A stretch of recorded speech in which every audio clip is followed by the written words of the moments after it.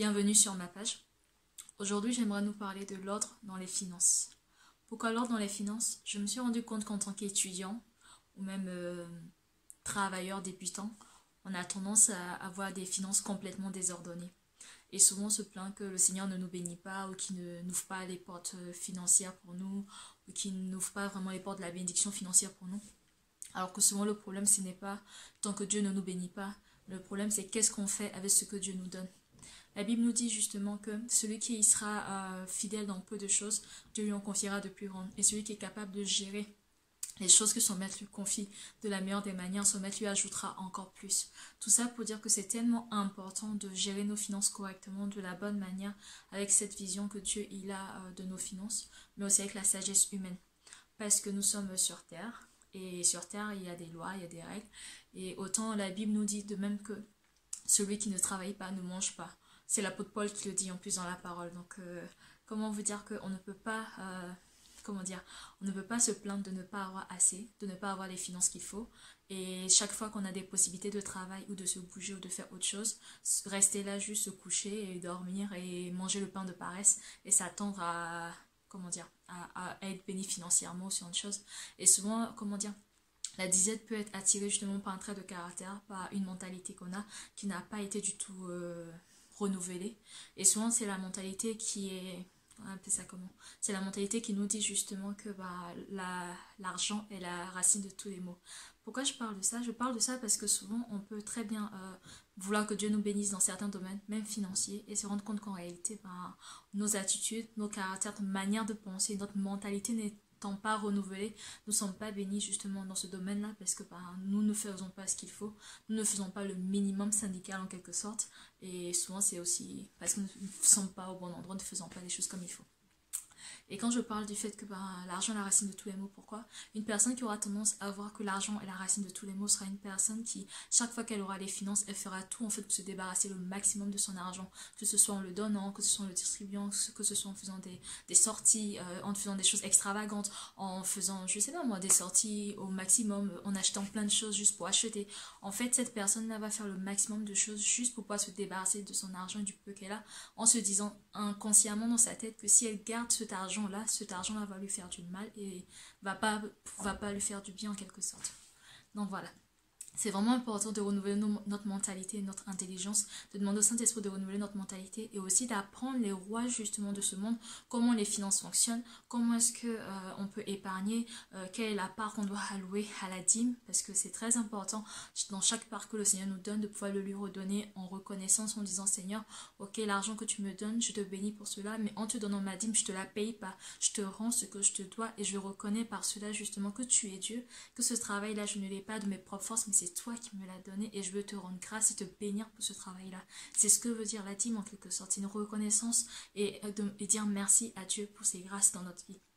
En dehors de la dîme, c'est tellement important d'allouer une partie de son argent à l'épargne. C'est tellement important d'épargner parce que dans les coups difficiles, dans les coups durs, lorsque ça n'ira pas, lorsque vous aurez des imprévus tout simplement, ou une rage dedans, ça arrive à tout le monde d'avoir une rage dedans, d'avoir des difficultés ou une facture qui sort de nulle part, lorsque vous avez cette épargne-là, ça vous permet justement de pouvoir faire face à ces moments difficiles-là que vous n'auriez pas pu faire face si vous n'aviez pas eu cette épargne-là.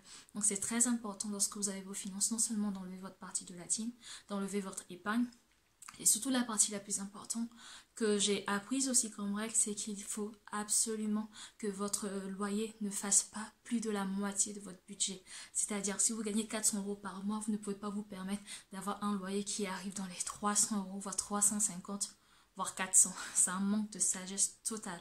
Vraiment, il faut apprendre à, comment dire, à vivre avec le minimum possible et avec le moins possible et à faire le maximum de choses avec le peu que vous avez. Parce que si vous êtes pas sage dans votre gestion financière, vous n'êtes pas sage dans ce que vous, dans les parts que vous allouez à l'épargne, à vos finances, même à vos dettes, à payer vos dettes aussi, c'est tellement important. Beaucoup de gens se disent oui, mais je comprends pas, là j'ai pas de bénédiction financière, rien ne va dans ma vie, alors que ils ont énormément de dettes un peu partout et ils n'essayent pas de s'en sortir, ils ne font pas ce qu'il faut, ils ne se battent pas pour pouvoir justement payer leurs dettes et c'est tellement important aussi de le faire. On apprend tous les jours et c'est important aussi de le faire. Donc voilà. Je tenais à parler de tout ce qui est gestion financière parce qu'il faut savoir que dans le couple plus tard ça va être tellement important de pouvoir être capable de gérer vos finances parce que vous aurez des personnes qui seront plus qui auront tendance garder leur argent. Les gens les appellent les radins, mais en fait c'est des personnes qui ont l'habitude de gérer leur argent et qui font pas énormément de dépenses, font pas énormément de choses et de courses, donc voilà, l'argent ils l'ont. Et tu auras une autre personne qui sera dépensière et ça peut créer des problèmes dans le couple entre une personne qui va vouloir garder son argent et l'autre personne qui sera dépensière.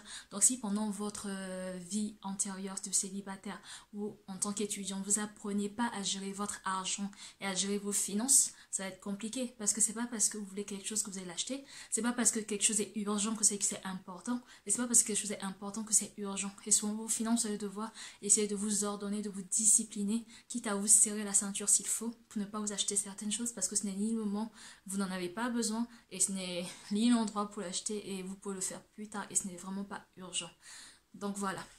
Faites attention à comment vous gérez votre argent. Si vous voulez vraiment que Dieu vous rajoute encore plus et que vous voulez que Dieu vous ouvre des portes, c'est important de vraiment faire attention à cela. Et même plus tard, ça va vous aider dans votre vie future et tout en couple. Je sais que moi, les astuces qu'on m'avait données au début de ma vie étudiante, c'était très simple. On m'avait expliqué que pendant un mois de dépenses, toutes mes factures, je devais les prendre et les mettre dans une boîte, que ce soit une boîte à chaussures ou autre. Et en fait, à la fin de ce mois-là, je faisais les comptes en fait de tous mes tickets que j'avais utilisés, si j'avais été à Carrefour, si j'avais été faire mes courses ailleurs. En fait, le fait de pouvoir rassembler tous ces tickets me permettait de savoir où est-ce que je mettais le plus de postes de dépenses. Si par exemple, je me rendais compte que ce mois-ci, là, j'avais acheté plus de nourriture à l'extérieur, je me disais que faut que je fasse attention. Ce mois-ci, je n'achèterai pas de nourriture à l'extérieur, je passerai plus mon temps à cuisiner qu'à acheter de la nourriture à l'extérieur. C'est un exemple tout banal, mais ça vous permet vraiment de savoir où est-ce que vous dépensez le plus, où est-ce que vous dépensez le moins, où est-ce que vous avez besoin d'allouer une certaine somme d'argent, et de savoir que vous devez mettre une certaine somme d'argent pour vos loisirs. En fait, parce que de chaque mois, au moins vous faire plaisir, ne serait-ce qu'un truc, si c'est boire un jus de fruits, si c'est vous prendre un petit café, vraiment c'est important de pouvoir vous faire plaisir sans vraiment dépenser des sommes faramineuses. On peut se faire plaisir avec un petit 5 euros, ou avec un petit 4 euros, avec un petit 2 euros à la Micaline, pour ceux qui connaissent la Micaline et sa formule à 2 euros. Les connaisseurs connaissent. Donc voilà. C'est vraiment des exemples simples et pratiques. Et vraiment, voilà, je voulais mettre l'accent sur les finances parce que c'est important. Quand on est dans un couple, on a vu tellement de couples se déchirer, pas seulement par rapport aux disputes liées à la relation même. On a vu des couples se déchirer aussi par rapport à la mauvaise gestion de l'argent, parce qu'il y en a un qui dépense trop et il y en a un qui dépense pas assez. Et donc l'autre qui dépense comprend pas pourquoi l'autre ne veut pas se faire plaisir et ne dépense pas. Et l'autre qui ne dépense pas comprend pas comment l'autre peut autant dilapider l'argent. Et en fait, souvent, c'est juste la mauvaise compréhension des choses. Et on est tous tellement différents. Et dans ces moments-là, il faut être capable de pouvoir apprendre à communiquer de la bonne manière, à faire les choses comme il faut. Et surtout, à communiquer, à faire le pas vers l'autre et à comprendre que l'autre n'est pas dépensier. L'autre essaie juste de se faire plaisir. Mais il faut juste qu'elle fasse attention à ne pas trop dépenser dans le budget. Et l'autre personne qui refrène tous ses plaisirs, tous ses désirs et qui garde de l'argent... vraiment, au lieu de temps en temps se faire plaisir, c'est bien de garder de l'argent, mais de temps en temps il faut se faire plaisir. Donc souvent c'est aussi trouver le compromis entre les deux. Voilà. Donc vraiment je tenais à vous faire cette vidéo là parce que on a vu énormément de couples dans ces situations là, avec ces problèmes financiers là, qui ont fini par mettre une distance dans les relations humaines et tout, et c'est vraiment dommage d'en arriver là juste parce que on n'a pas eu une bonne maîtrise de sa gestion financière alors qu'on était encore étudiant. Et honnêtement, pour pouvoir être des couples épanouis plus tard dans le domaine financier, il faut être capable en tant que jeune étudiant et même jeune à savoir gérer son budget. Donc voilà, c'était juste une vidéo d'encouragement avec des petites astuces pour vous expliquer à peu près comment gérer son budget. Je ne suis pas parfaite dans ma gestion du budget, je fais encore des progrès, j'apprends encore, mais le peu que j'ai, je vous le donne. Donc c'était ça, c'était juste un petit encouragement. J'espère que vous allez bien où vous êtes. N'oubliez pas de liker, de partager, de mettre des commentaires et même de m'envoyer des messages via mon Facebook via mon Facebook, Elsa Compaoré.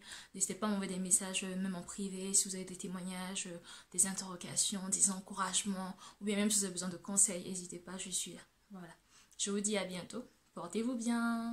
J'avance vers ma destinée, on vous verra.